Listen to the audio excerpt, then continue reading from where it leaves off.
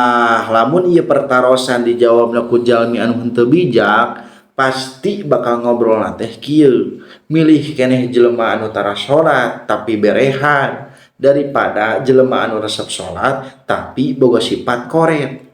Tapi lamun dijawabna ku jalmi anu bijak pasti bakal ngobrol teh kieu, ieu teh duanana ge sae gaduh potensi dina kasaean.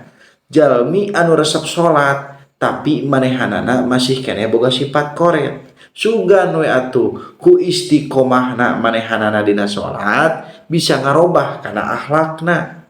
Kitu oge jelema anu berehan tapi manehanana tara salat, sugan we atuh ku barokahna manehanana boga sifat berehan bisa ngarubah kana dirina jadi getol salat gitu.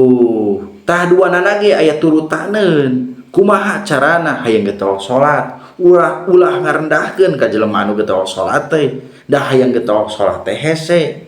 Kitu oge ulah ngarendahkeun ka jelema anu bageur teh, pedah manehanana tara salat, da hese hayang boga sifat bageur teh. Sok jelema anu getol salat diajar kumaha carana hayang jadi jelema bageur, hayang berehan. Jelema anu berehan sok diajar ka jelema anu sok salat kumaha carana hayang getol salat. Itu jadi urang mah sok jelas ningali kana kasalahan batur tapi runyem ningali kana kasalahan sorangan.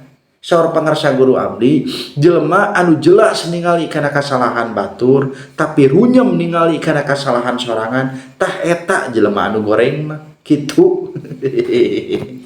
Assalamualaikum manawi manfaat.